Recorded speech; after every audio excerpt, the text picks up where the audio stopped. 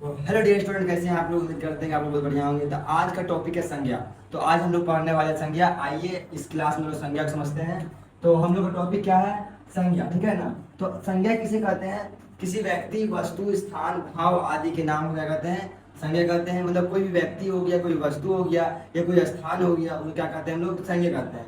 जैसे राम, राम एक प्रकार का क्या है? संज्ञा है। वस्तु जैसे मान लो टेबल, टेबल भी क्या एक प्रकार का संज्ञा हो जाएगा।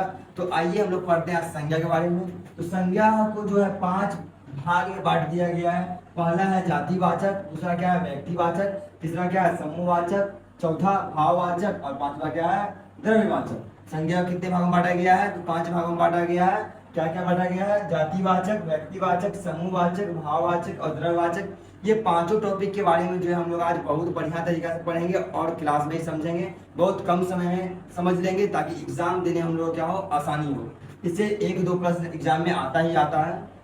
तो आइए पहला टॉपिक क्या हम लोग का? तो पहला टॉपिक है जातिवाचक संज्ञा। क्या है? जातिवाचक संज्ञा। आइए जातिवाचक संज्ञा किसे कहते हैं उसके बारे में जानते हैं। तो क्या है? जहां किसी भी वस्तु का जात का बोध हो उसे जातिवाचक संज्ञा कहते हैं। आइए समझते हैं बढ़िया से हम लोग। तो जातिवाचक क्या होता है? जहां पे किसी वस्तु का जात का बोध हो उसे हम लोग जातिवाचक संज्ञा कहते हैं। जैसे देखिए, एक से अधिक लड़का, जैसे राम है, सोहन है, मोहन है, तो इसको हम लोग क्या बोल देते हैं? लड़का बोल देते हैं ना। जैसे सीता, गीता, रानी, तो ये तीनों को हम लोग क्या बोल सकते हैं एक शब्द में? तो लड़की बोल सकते हैं ना। तो ये जो लड़की बोले हम, इसका जात का बोध हो गया। क्या हो गया? जात का बोध हो गया, ठीक है। तो क्या बोले हम? जातिवाचक संज्ञा। जहां किसी भी वस्तु का जात का बोध हो उसे क्या कहते हैं? जातिवाचक संज्ञा। ये देखिए, लड़का, लड़का क्या है? जातिवाचक संज्ञा है। लड़की, लड़की क्या है? जातिवाचक संज्ञा है। जानवर, तो जानवर का नाम तो हम नहीं बताए हैं, सिर्फ जानवर बोले हैं। जानवर में क्या हो सकता है? कुत्ता, बिल्ली,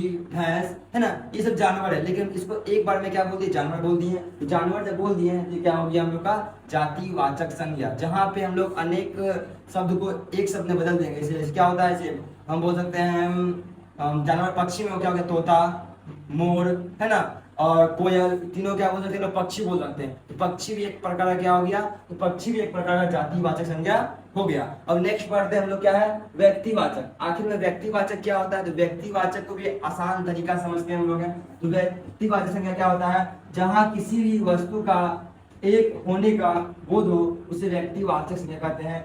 जस्ट जैसे जातिवाचक पढ़े थे उसी प्रकार से व्यक्तिवाचक में क्या? जातिवाचक में सभी समूह का नाम एक बार में ले लेते हैं, और उसी प्रकार जो व्यक्तिवाचक में होता है वहां पे किसी वस्तु का एक होने का बोध होता है। जैसे पढ़ते हैं हम लोग क्या? जहां किसी भी वस्तु का एक होने का बोध हो उसे व्यक्तिवाचक संज्ञा कहते हैं। जैसे देखिए, सोहन, सोहन एक लड़का का नाम है, तो सोहन किस में आ जाएगा? व्यक्तिवाचक में आ जाएगा। और रानी, रानी भी एक लड़की का नाम है, तो रानी भी क्या हो जाएगी? व्यक्तिवाचक में आ जाएगी। बकरी, अब देखिए जानवर बोले तो अनेकों जानवर हो गया तो जातिवाचक में, लेकिन जब हम बकरी बोले तो बकरी क्या? एक बकरी है, तो यहाँ क्या हो जाएगा हम लोग का? तो हम लोग का हो जाएगा यहाँ पे व्यक्तिवाचक हो जाएगा। उसी प्रकार देखिए, समझिए, जब नदी बोलते हैं क्या बोलते हैं? नदी जब बोलते हैं, नदी क्या हो गया? नदी जो हो गया जातिवाचक हो गया क्योंकि इसमें अनेक नदी आता है। जैसे हम गंगा नदी बोलते हैं तो गंगा क्या हो गया? गंगा एक जो हो गया व्यक्तिवाचक संज्ञा हो गया, ठीक है। अब नेक्स्ट पढ़ेंगे हम लोग क्या? समूहवाचक। क्या है? समूहवाचक है। तो समूहवाचक क्या होता है? ध्यान दीजिए, समूहवाचक में जहां किसी भी समूह का बोध हो उसे समूहवाचक संज्ञा कहते हैं। जैसे आप जाते हैं मेला, मेला जाते, मेला में जाते क्या देखते हैं? देखते होंगे भीड़। क्या देखते होंगे? भीड़ देखते होंगे। तो भीड़ भी जो है एक प्रकार का समूहवाचक संज्ञा है।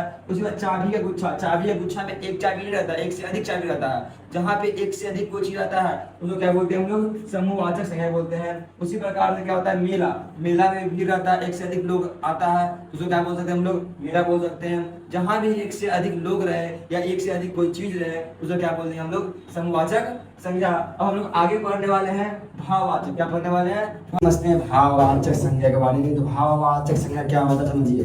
तो भाववाचक संज्ञा क्या होता है? जहां किसी भी प्रकार का भाव प्रकट हो उसे भाववाचक संज्ञा कहते हैं। देखिए, भाव क्या होते हैं? जैसे मान लीजिए अच्छाई, बुराई, ईमानदारी, ये हमारे अंदर का भाव है। क्या? अंदर का भाव है ना। ईमानदारी एक प्रकार का भाव है। मोटापा, मोटापा क्या है? एक प्रकार का भाव है।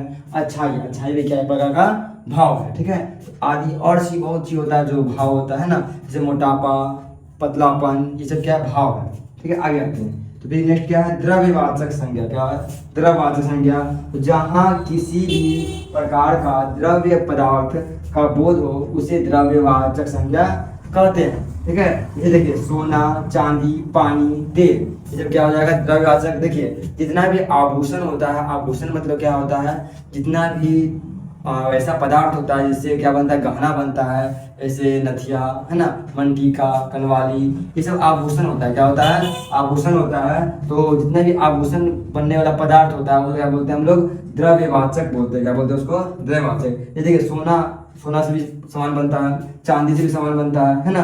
ये सब क्या हो जाएगा हम लोग का, हो जाएगा हम लोग का द्रव्यवाचक। जैसे पीतल भी क्या है, एक प्रकार का द्रव्यवाचक है। आगे पानी भी क्या है, एक प्रकार का द्रव्यवाचक, और तेल भी क्या है, द्रव्यवाचक। बहने वाला पदार्थ भी क्या कहलाता है, द्रव्यवाचक कहलाता है। तो हम लोग का जो वीडियो है यहाँ तक समाप्त होता है।